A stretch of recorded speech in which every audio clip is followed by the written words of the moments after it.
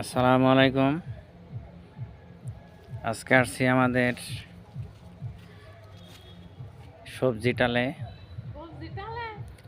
এখানে কলা গাছের বাগানও ছিল আগে। কলা গাছ অনেক দিন বয়স হওয়ার কারণে কলা তেমন বড় হচ্ছিল না, এই জন্য চতুর্দিকে কলা গাছ রাখা হয়েছে এবং মাঝখানে সবজি আবাদ করা হয়েছে। কিন্তু সবজি গাছের এমন হাল হয়েছে যেখানে শুধু ঘাস আর ঘাস, পরিচর্যার অভাব। দেখেন এই যে মরিচের চারা লাগাইছি,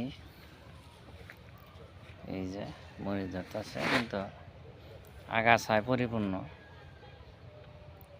লাল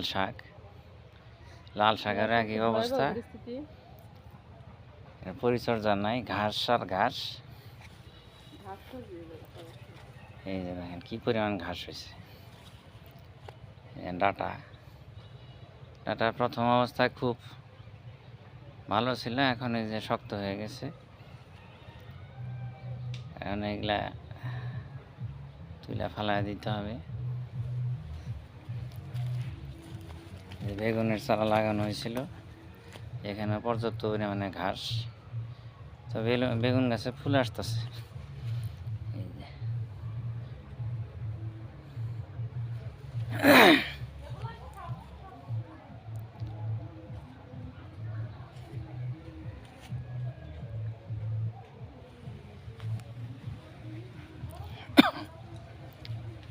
চতুর্দিকে কলা গাছ লাগানো আছে, দেখেন এই যে সাগর কলা, এটা হলো আনাজি কলা, এটা জাত কলা।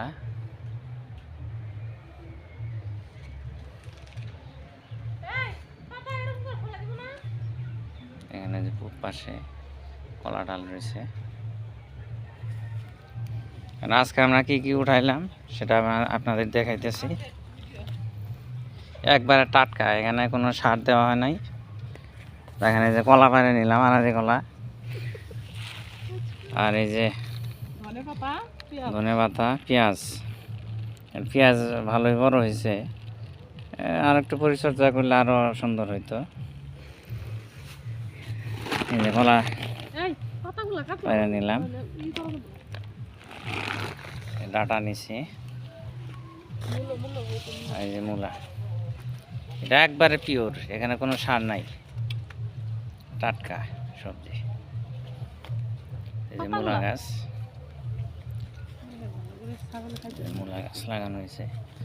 মূলা একবারে বেশি পুনা দিয়েছিল তো যেন অর্থাৎ ঘন হয়েছে। আর এই যে এখানে দেখতেছেন জাংলা, ওই সিম গাছ, তারপরে লাউ গাছ লাগানো হয়েছে। আর এখানে দেখেন এই যে ধনেপাতা লাগানো হয়েছিল। এখানে পর্যাপ্ত পরিমাণে ঘাস, এখানে ওই ধনে গাছ দেখাই যাইতেছে না। ধন্যবাদ।